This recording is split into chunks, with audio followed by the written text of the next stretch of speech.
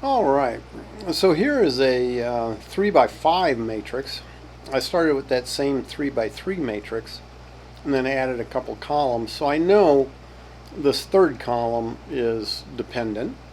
And since this is only 3 rows, I know at least one of these other two must be dependent,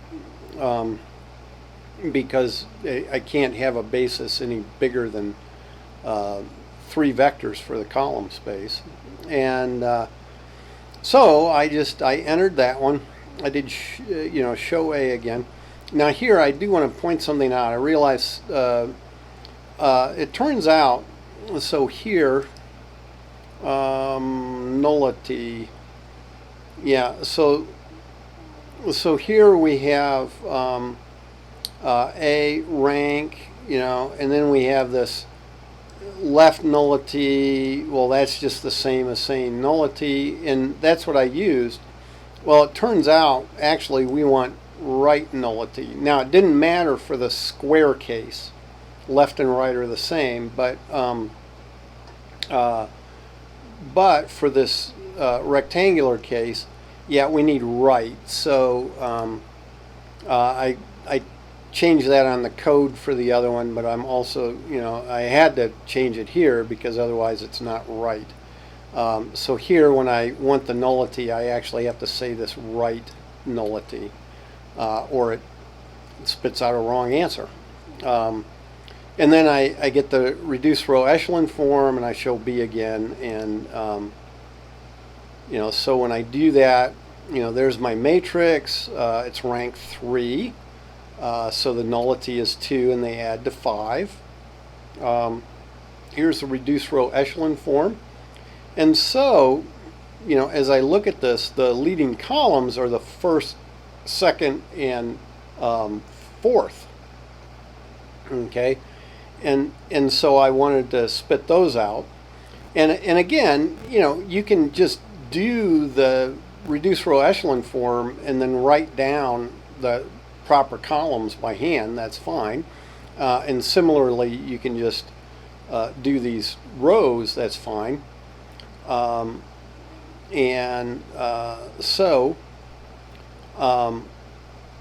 I just did them. I looked at this and I said, oh, I need columns 0, 1, and 3. And so I got those from matrix A. And then I needed rows 0, 1, and 2. But I turned those into columns. I did the transpose, and so I have it that way. And I suppose instead of well, you have to be careful in case there's rows of zeros, but instead of using the rows and then transposing those, I could just use the whole matrix and transpose it, I guess, if I wanted, right? Because that's fine. Or if I want to leave it as rows, it is just that matrix. Gives me the 3 basis vectors. Okay, so column space, row space, not a big deal. But the null space. Okay, so this gets a little more complicated because you see the null space is, I think of x1, this is multiplying x1, x2, x3, x4, x5, because I have 5 columns. Then the first column goes with x1, second column x2, third column is x3, and that is a indeterminate variable or an arbitrary variable, in that I can let x3 be anything I want. Then x4 is a leading column, and then x5. Okay, so I was thinking about how do I generate, because what I need to generate is a negative 7/5, a positive 8/5. Then I need to insert a 1 right here in the third spot. Okay, it's the third column. I need a 1 in the third spot, but I still need this 0 here because it goes with x4. Okay, so I need a 1 there, and then a 0 and a 0 for x5, right? Because I need 5 entries for my basis, you know, a vector that's dimension 5, because my null space has to do with vectors of dimension 5, right? Because it's all the vectors that I can get 0 out of, well, the original matrix here. And so, you know, I only have 3 entries here. I need those other 2. Well, the 2 that are missing, you know, as I look at these entries here, I just need the negatives of them, and I just need the negatives of the ones over here for my basis vectors, except, well, which entries are these? Well, this is x1, this is x2, and this is x4. Similarly here, x1, x2, x4. I need a 1 here that goes with the third column. So the way I can tell is third column, third row. I need to insert a 1 there and then a 0 down here. And then here, this is fifth column, so I need my fifth row to be a 1, but the third column needs to be a 0. Okay, so how do I do that? Good question. You know, I thought, I don't know, what should I do? And I decided, here's what I would do, is I'm just going to try to make I'm going to insert a couple rows into this matrix to create an identity. Okay, so you see there's 1, 1. I want to enter another 1 here in column 3, row 3, and then use this row here. And then my last row, I want a 1 in column 5, and when I look down that, I will have an identity matrix down the diagonal. And so that's my plan.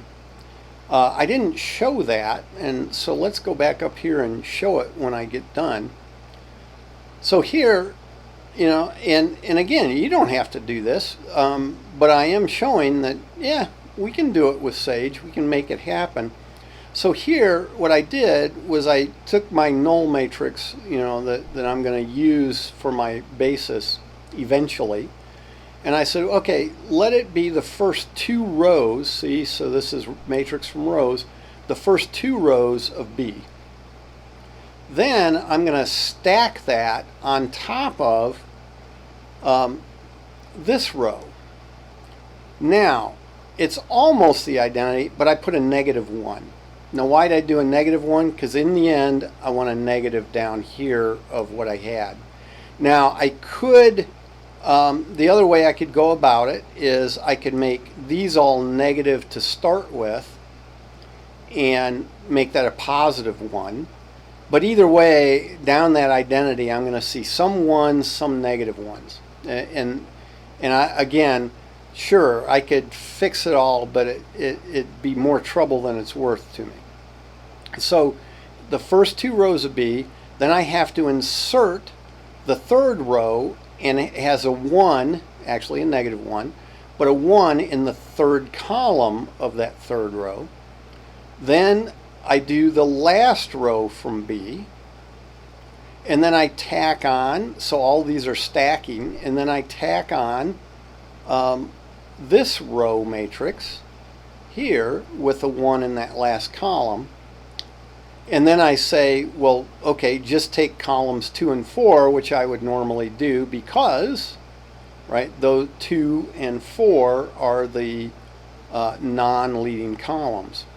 So let me toss in here, show n at this stage and evaluate, and we'll see that what I did, right, was I basically made the identity down here, right? I went from this to making this identity. Now, I use that term loosely because that's a negative and that's a negative. But why did I make those negatives? Because I actually want this whole column now as one basis vector. that whole column, but I want the negatives of them. Okay. Now, actually, technically speaking, I don't have to do that. I could leave them just as they are, but it's just not typically what we do. Again, if I call this, say, x3, this x3, if that, well, let's go here. If this x3 here is a basis vector, well, then so is its negative. Doesn't matter, right? Either one could be the basis vector. And so, I could have put a positive 1 there, then taken the negative of everything, or I could leave the negative 1 here and leave this. Now, it is important, though, that the signs match the way they are right now. So in other words, if I don't do anything to this column, that better be a negative 1. If I take the negative of it, it better be a positive 1 here, like this. Okay, but see, once I insert that row and I insert this row, and the method to my madness is to get a diagonal of 1s so that I get everything in the right place in terms of, this says x1 plus 7/5 x3 plus 31/5 x5 is equal to 0. x2 minus 8/5 x3 minus 63/10 x5 is equal to 0. That's what that row is saying. This is saying, that, x3 can be anything at once. That's what this row ends up saying. And then x4 has to equal, 5/2 x5, or x4 minus 5/2 x5 is equal to 0. But then x5 can be anything at once. Okay, these two are arbitrary, and that's what those 1s are saying, actually negative 1s in this case.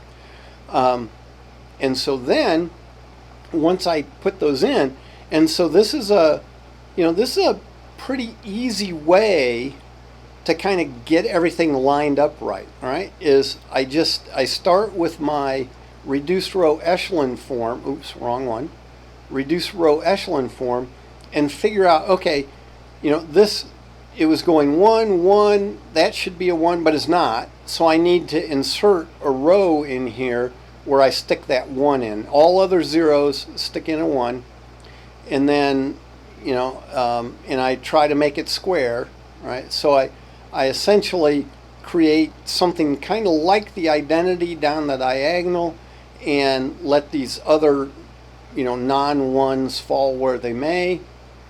And then that allows me to get my basis vectors for my null space. Okay, so that's just a kind of a calculation technique to get those basis vectors. Again, you can do that by hand, right? You can start with this, and you can insert numbers, and I think I'll make another video with this particular matrix just to kind of show that insertion process and where I'm drawing things, but I can do it on here if I want to. Okay, and unfortunately, it's not real straightforward. It's not necessarily greatly intuitive, but I made it work. Okay, so again, you don't have to do things that way, but I am showing you can. It can be done using Sage Math, and to print these things out. So I'm a little less likely to make an arithmetic error if I do this. Okay, and so there we have another example of working with the rank and nullity and basis of the different spaces.